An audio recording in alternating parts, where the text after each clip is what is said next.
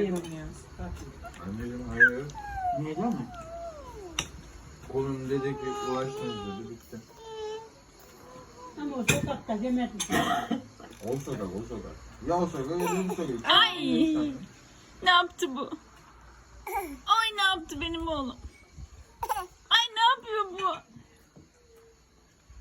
Ay ya ne yapıyorsun? Siyah dedim öyle sana.